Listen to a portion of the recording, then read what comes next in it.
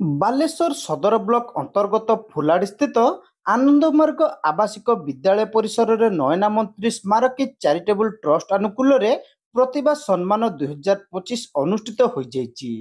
ଆନନ୍ଦମାର୍ଗ ଆବାସିକ ବିଦ୍ୟାଳୟର ପ୍ରଧାନ ଶିକ୍ଷକ ସୁରେନ୍ଦ୍ର କୁମାର ପାତ୍ରଙ୍କ ପୌରୋହିତ୍ୟରେ ଆୟୋଜିତ ଏହି କାର୍ଯ୍ୟକ୍ରମରେ ବିଦ୍ୟାଳୟର ପ୍ରତିଷ୍ଠାତା ସଭ୍ୟ ତଥା ବାଲେଶ୍ୱର ଆଞ୍ଚଳିକ ସମବାୟ ବିପଣନ ସମିତି ସଭାପତି ସର୍ବେଶ୍ୱର ମହାନ୍ତି ମୁଖ୍ୟ ଅତିଥି ଓ ପଞ୍ଚାୟତ ସରକାରୀ ଉଚ୍ଚ ବିଦ୍ୟାଳୟର ପ୍ରଧାନ ଶିକ୍ଷୟିତ୍ରୀ ଶୁଭଶ୍ରୀ ମହାନ୍ତି ମୁଖ୍ୟ ବକ୍ତା ଭାବେ ଯୋଗ ଦେଇଥିଲେ। देखुली भाई भौणी मान प्राइज मिलूला आज से पे बसती आम मान गहन मध्य कौन मिल प्राइज मिल कौन किसी कृति अर्जन कर आउ 9th क्लास पिला से कौन उत्साहित होती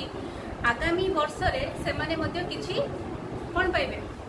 पुरस्कार पाइबे जोड़ा किसी अर्थ राशि जोड़ा कि फ्यूचर बहुत भविष्य निहाती दरकार गोटे पिलार केमती ऑलराउंड डेवलपमेंट होता है स्कूल आसला परे सेटा पिला निजे ही अनुभव कर पारि आउ एटा जो स्वागत योग्य पदक्षेप निया स्वर्गत नयना मंत्री शिक्षा स्मारकी पुरस्कार जो पिला मानक दिया जाउची पिला भितर आहरी आग्रह सृष्टि होची कि आमे मन दे पाठ पढ़िबा भविष्य आगको जीवा आगको बढ़िबा। नगरम स्थित मां मंगला सरकारी बालिका उच्च विद्यालय शिक्षयित्री उषाराणी दास मनोरमा बेहरा लिपि हासदा फुलाड़ी स्थित पंचायत हाईस्कूल शिक्षयित्री इप्सिता रणा प्रमुख सम्मानित अतिथि भाव जोगदे छात्र छात्री प्रतिभा विकास निमंते ट्रस्टर उद्यम को प्रशंसा करथिले।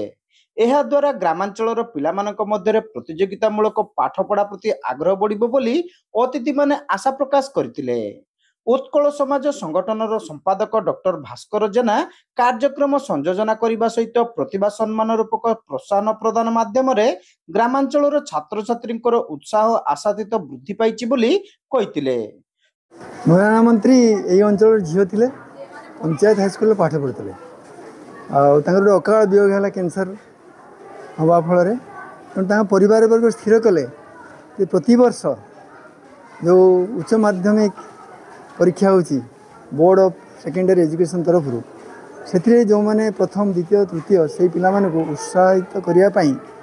25,000 टंकार से गोटे बजेट कले गत वर्ष आरंभ होता आईटा हूँ द्वितीय वर्ष आम जहाँ देखिलु जे ये दबा फल पिला भितर गोटे प्रतियोगिता आरंभ होती ये वर्ष कौ स्कूल नब गत वर्ष माँ मंगला हाईस्कूल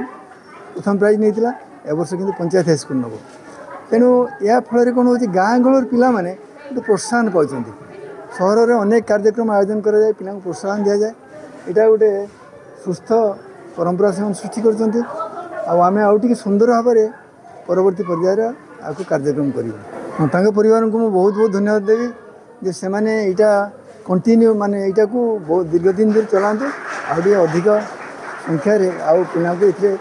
भाग नबार से सुजोग दिंतु। स्वर्गता नयना मंत्री कैंसर रोग प्राणत्याग करथिले। तांकर स्मृति को उज्जीवित रखिबा पई प्रत्येक वर्ष हाईस्कूल परीक्षा रे कृतित्व अर्जन करितिबा छात्र छात्री को नयना मंत्री प्रतिभा सम्मान प्रदान नहीं गत वर्षरु आरंभ होइतिबा उद्यम द्वितीय वर्ष रे पहुंची बोली स्वर्गता मंत्री पिता अवसर प्राप्त डीएसपी तथा समाजसेवी निरंजन जेना सूचना देथिले।